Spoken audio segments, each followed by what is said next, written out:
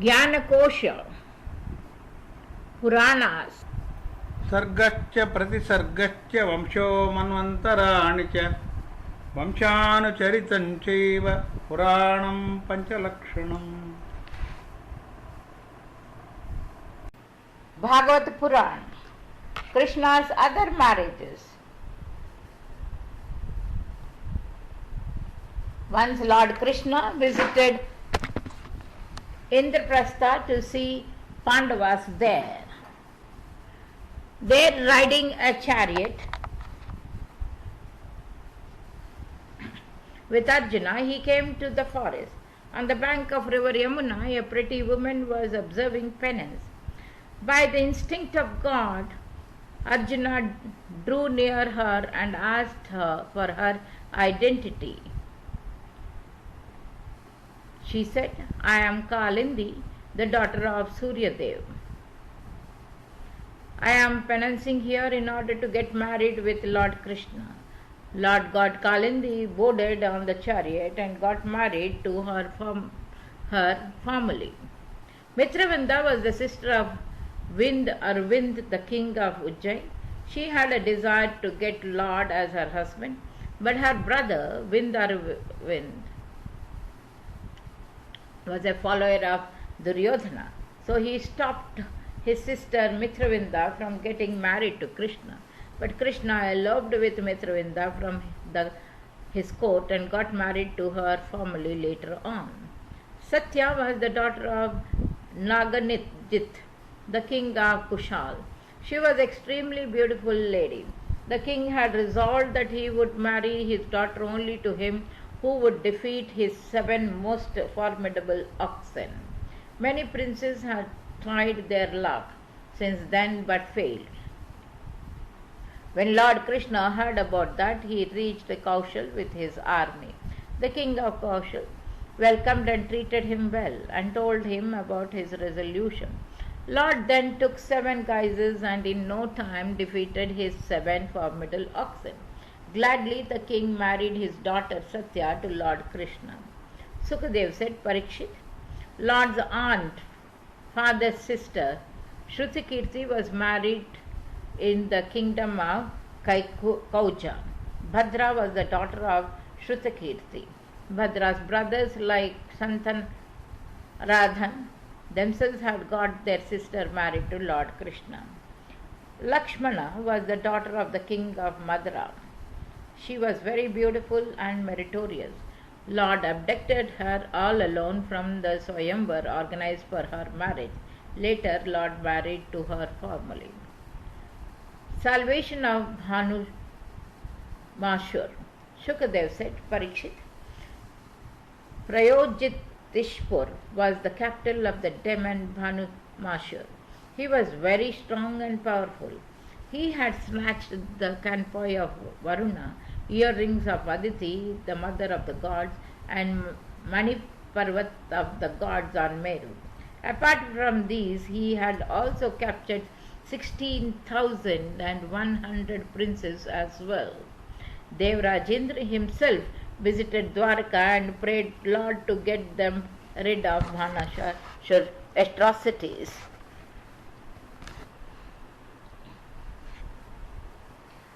With the dear wife Satyabhama and riding his vehicle Garuda, Lord Krishna arrived in the capital of Bhaumashar. But to enter Prayodishpur was an impossible task.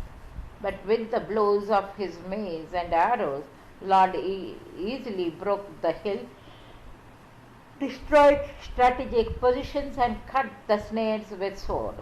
By his wheel he destroyed the walls of fire, water and air. With the loud sound of conch, Lord rendered the machines installed there useless. Ultimately, God destroyed the rampart of the citadel. Disturbed by the noise, the 5-headed demon Maru ran with a trident to kill God. But with a single shot of his arrows, Lord broke his trident and cut his head with his wheel. Soldiers and commanders of Bhanuvashur were also killed. Bhanuvashur then came himself to fight. He had donned a shining crown and was wearing big earrings. With his wheel, Lord cut the demon's head. As soon as he beheaded the demon, the gods showered flowers on the Lord and worshipped him. Even the Mother Earth came and put a garland of 5 colors around Lord's neck. She also presented to him the earrings of Aditi, Kanpai of Varuna, and a great gem.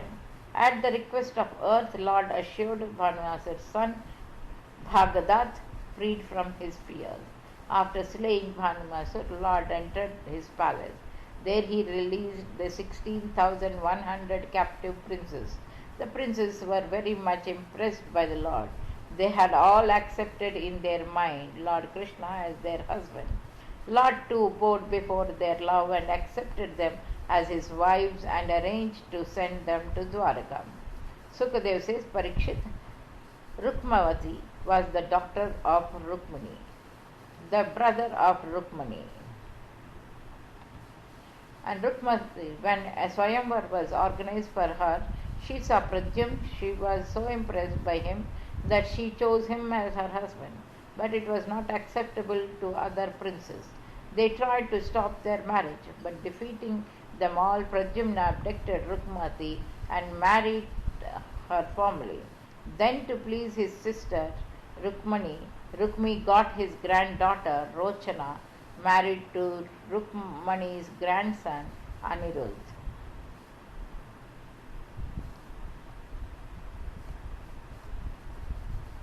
Marriage of Usha Anirudh, the son of the demon king Bali, Banasur, was a great devotee of Lord Shiva. Banasur ruled over the kingdom Shantipur. By the grace of Lord Shiva, he had received 1,000 arms. Even all the gods, including Indra, used to serve him.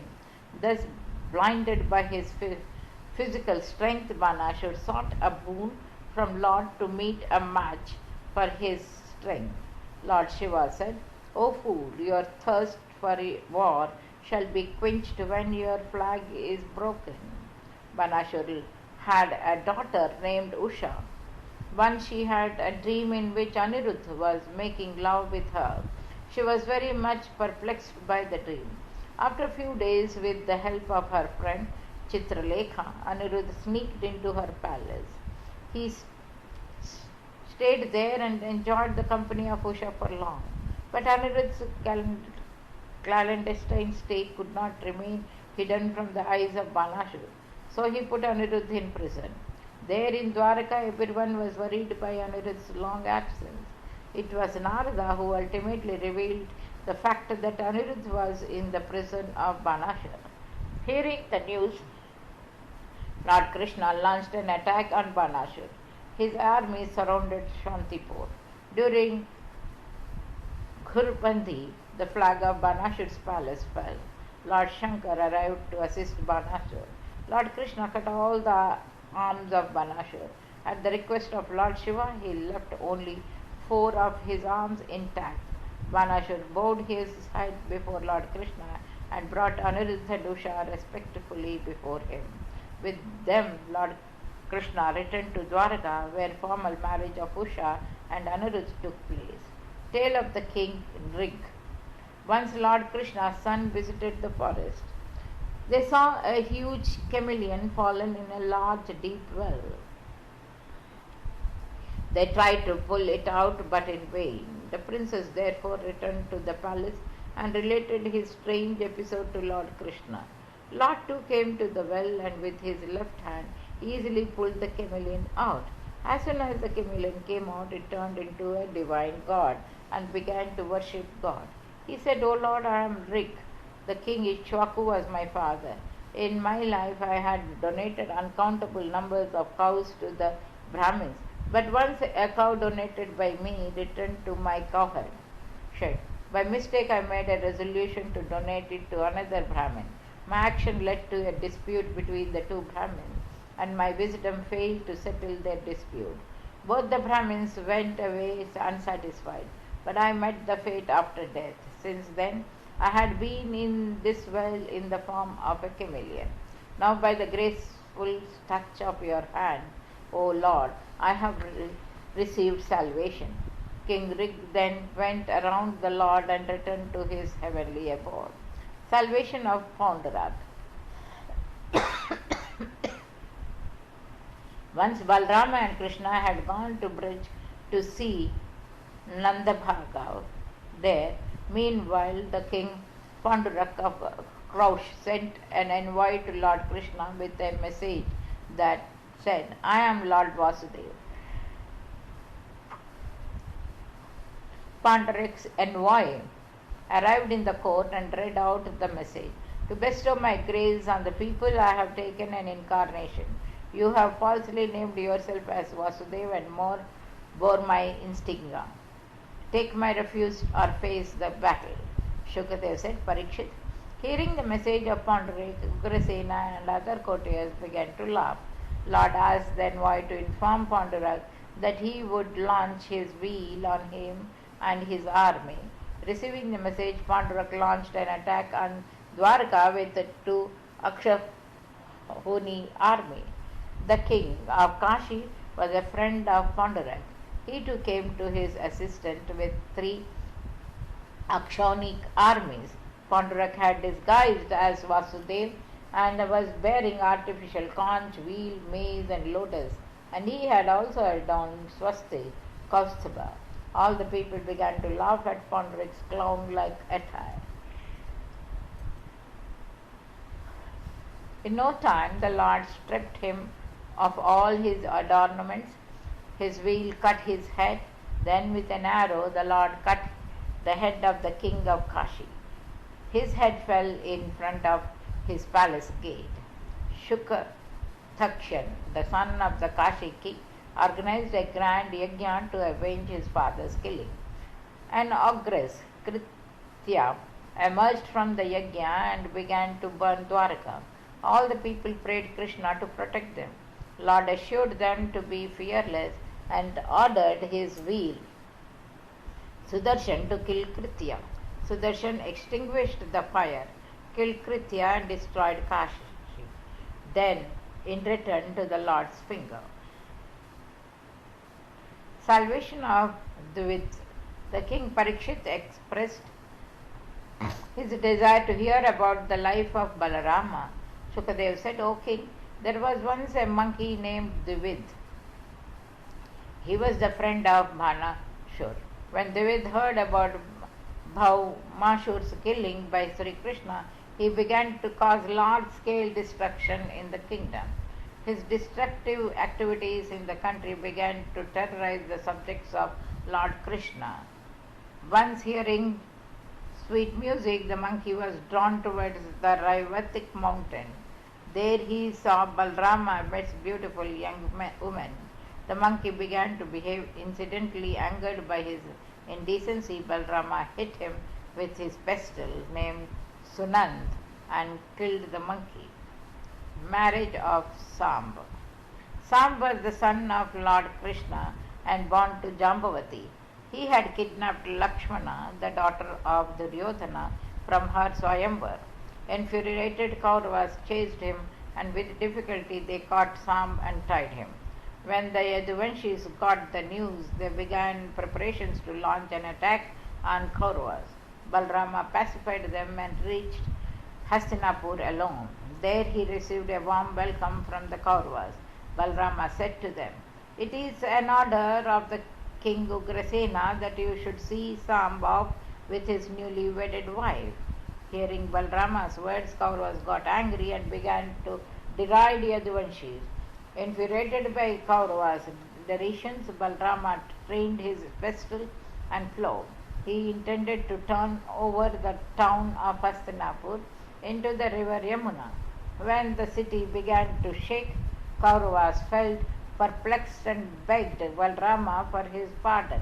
Balrama assured them to be fearless and returned to Dwarka with Sam and his newly wedded wife Lakshmana. The kings in captivity seek Lord's help. Shukadev says, Parikshit, once Lord Krishna was holding his court when an emissary arrived in the court. The kings who were held captive forcibly by Jarasandha had sent him. The emissary related the miseries of those kings to Lord Krishna.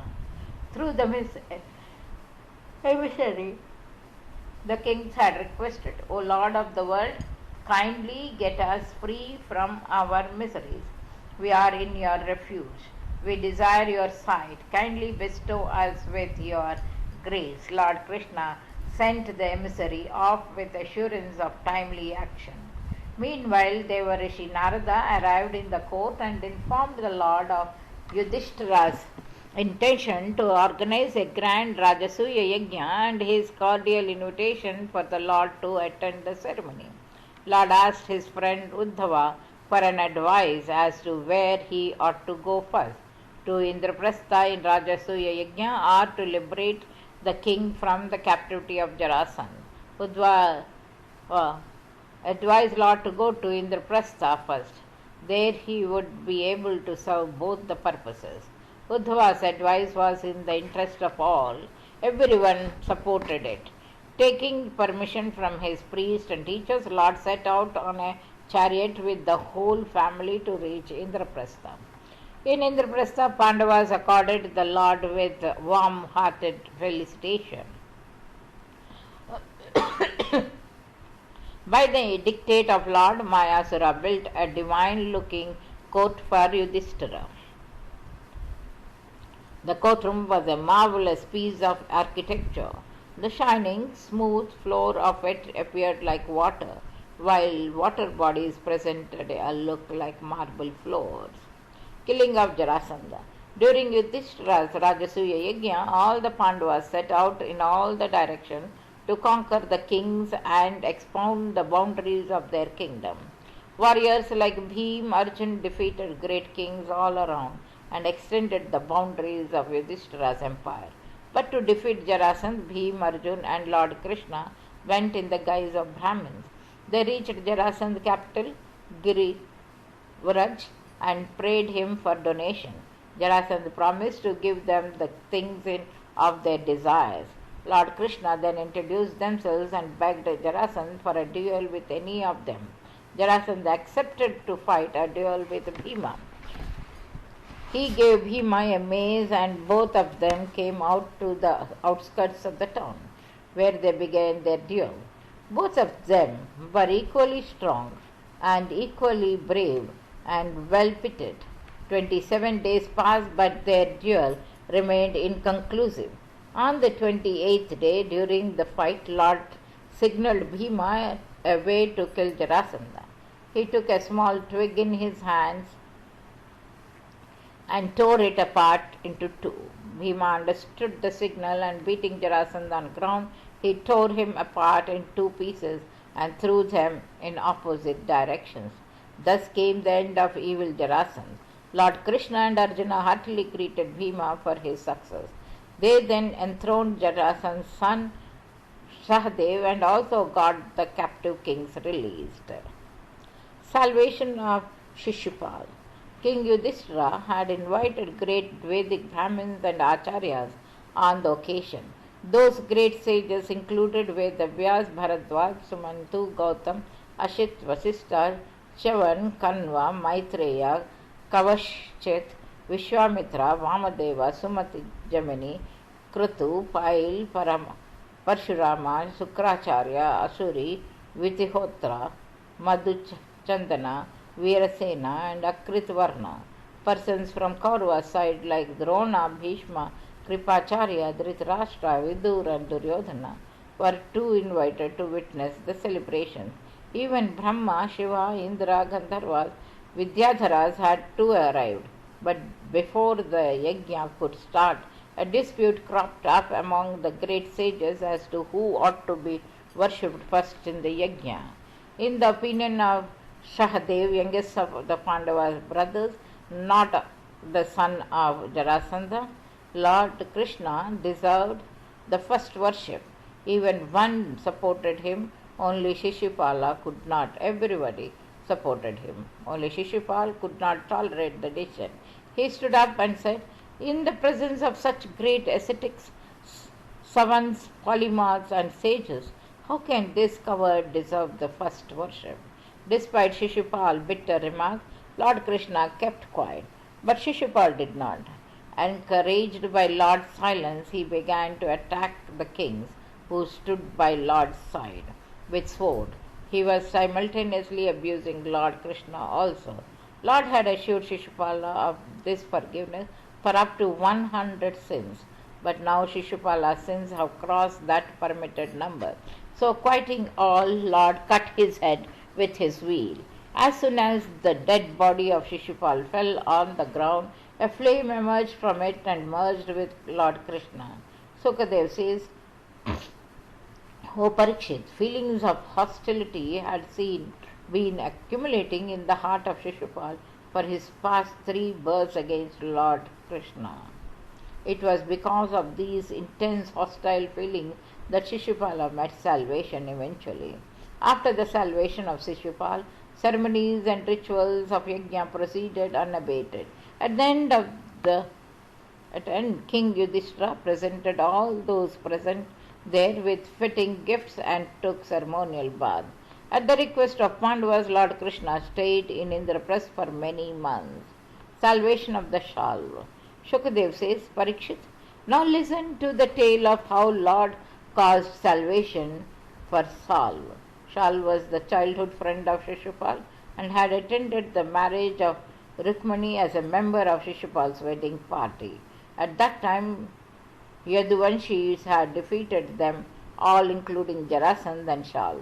Right at that moment, Shalva had resolved to destroy Yaduvanshis and began worshipping gods of the gods, Pashupati Shiva. Lord Ashutosh, Lord Shiva, was pleased with him. As a boon, Shalva had got an aeroplane that was invincible even for the gods, demons, humans, nagas, and was particularly formidable for Yaduvanshis. By the dictate of Lord Shiva, the demon Maya constructed such an aeroplane of iron. The aeroplane, named Shaubh, was as big as a city and was difficult to be spotted or caught. It could move as fast as one's wishes. Soon after getting the aeroplane, Shal launched an attack of Dwaraka. Surrounding Dwaraka, Shal began to destroy buildings and houses there. Seeing the people terrorized, Pradyumna consoled them to be fearless and himself set out on a chariot to counter Shal. He pierced Shal with arrows, but Shal's minister, Dhyumna, attacked Pradyumna with a mace. By the blow of the mace, Pradyumna lost his consciousness, but soon he came around and began to slay Shal's forces. The fierce battle continued for 27 days. Lord was away then in Indraprastha Yajna, but he was sure that in his absence, Kshatriya kings of Shishupala side would be attacking on Dwaraka. Lord reached Dwaraka and saw a fierce battle between Pradyumna and Shalva. Seeing Lord arrive, Shalva began to attack him with sharp arrows. Lord hit Shalva with a powerful blow of mace and he began to spit blood from his mouth. He then tried to show many illusions and showered Lord with weapons, but Lord wounded Shalva with his arrows, broke his aeroplane with his mace. Very soon thereafter, the aeroplane plunged into the sea. Shalva then attacked Lord with mace, but Lord cut his head with Sudarshan wheel. Seeing his end, all the gods showered flowers on Lord. Salvation of Dantavaktra and Viduranta. After the killing of Shishupal, Dantavaktra arrived in the battlefield carrying a mace. When Lord saw him coming, he too jumped down from the chariot and balked his movement with a mace. Dantavakra tried to humiliate God with his abuses and hit him on head with his mace. Lord easily bore the blow of mace and hit Dantavakra's chest with his mace named Kaumadaki. Dantavakra heart tore apart by the blow and he fell dead. Vidurata was the brother of Dantavakra. He came in the field with sword and shield to avenge his brother's death. Seeing him ready to launch an attack, Lord cut Vidratha's head with his wheel. Thus Lord Krishna entered Dwarka only after killing Shal, Dantavakra and Vidrat. All the gods and other inhabitants of the heaven showered flowers on him. Sudama, the Lord's friend. During his stay as a disciple at the hermitage of sage Sandipani, Lord Krishna had a Brahmin friend named Sudama. He was very indifferent in nature with no desires for the material things. After their education, Lord Krishna came to Dwarka, while Sudama, who had no any inclination for accumulating material wealth, got married and began to pass his life with his wife Sushila, abject poverty. One day his wife Sushila said, "O Lord, your friend Krishna is the king of Dwarka. He is very benevolent to Brahmins and his devotees. If you go to see him, he will understand your miseries and grant you a lot of wealth." But Sudama plainly refused, saying, "Devi, I have chosen the path of devotion for self-upliftment and not for the wealth." Sushila, however, kept insisting, "All right, don't go for the wealth, but at least you can go to see your old friend." Sudama accepted this proposition, thinking that only the sight of Lord yields supreme benefit to the devotee, but he wanted something as a gift to present to his old friend. At this, his wife tied 4 handfuls of raw rice in a bundle. With that humble gift, Sudama set out for Dwarka. His poverty was at its helm, but he kept on reciting Lord's name all along the way. After walking for some distance, Sudama felt thirsty. He drank water, quenched his thirst, and thanked God that he at least does give him water to drink. Sudama kept on walking the whole day. In the evening, he kept the bundle of rice under his head as a pillow and slept. Now it was God's turn to show his gratitude for the devotee. When Sudama awoke in the morning, he found himself right in front of Lord Krishna's palace. At first he could not believe his eyes, but the people told him that he was in Dwaraka and standing right before the Lord's palace. Sudama requested the gatekeeper to inform Lord Krishna that his childhood friend Sudama had come. Lord Krishna was sitting in the company of Rukmini when the gatekeeper delivered the message. As soon as Lord Krishna learned about Sudama's arrival, he stood up and ran helter-skelter to welcome his childhood friend. At the gate, he cordially embraced Sudama and escorted him into his private chamber and made him sit on the throne. Krishna and Queen Rukmini both washed Sudama's feet one by one. By the mere touch of his friend, Krishna was feeling overjoyed. His eyes filled with tears. He and Sudama were holding each other's hand. Their hearts were beating with the memories of their period as disciples at the hermitage of Sandipani. For long, none of them could utter a word. At last, Sudama said, "O Jagat Guru Krishna, I have the fortune of being your friend. What remains for me to do?" Lord Krishna said, "Brother, have you brought for me something sent by my sister-in-law? I love to accept even the piteous thing presented with affection."